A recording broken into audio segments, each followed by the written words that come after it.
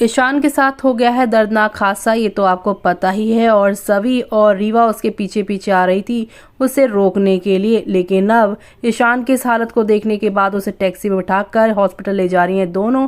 और रीवा पूछती है ईशान आया ही क्यों सड़क पर, तब यहाँ पर सभी सब सच बताती है कि दोनों के बीच में बड़ा झगड़ा हो गया था। और ऐसे में रीवा बहुत नाराज होती हैं। हॉस्पिटल पहुंचने के बाद डॉक्टर कहते हैं कि इनकी पत्नी को फॉर्म भरना होगा।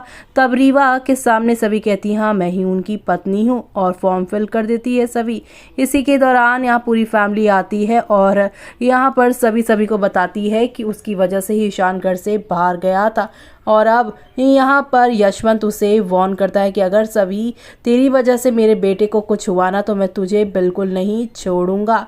और अब यहाँ पर ईशान के आसपास भी कोई उसे जाने नहीं दे रहा, तो सभी महामृत्युंजय जाप करने के लिए मंदिर चली गई हैं। शिवरात्रि का दिन दिखाया जा रहा है और पंडित जी भी यहाँ पर कहते हैं कि शुभ वक्त है, तुम कर लो ये पूजा। अब रीवा भी पीछे पीछे इसी मंदिर में पहुंच जाएगी। दूसरी तरफ यहाँ मंदिर के बाहर हॉस्पिटल जो है वहां पर सभी लोग ईशान के जल्द से जल्द ठीक होने की यहाँ पर दुआ मांग रही हैं। लेकिन अब मंदिर में जब रीवा पहुंचेंगी और उन्हें पता चलेगा कि सभी यहाँ पर आई है, तो वो पूजा खत्म होने के बाद उसका हाथ पकड़कर बाहर उसे ले आएगी और कहेगी कि एक तो तुम ये यहाँ पर इस रिश्ते को एक्सेप्ट क्यों कर रही हो, वैसे भी ये दिखावे का रिश्ता है, तुम्हें घर में रहने दिया जा रहा है वही बड़ी बात है। ऐसे में सभी कहती है कि किस हक से आप मुझे ये सब कह रही हैं, आप खुद वहाँ पे क्यों रह रही हैं। अब रीवा को ये बात बहुत बुरी लगेगी, वो घर आकर घर छोड़कर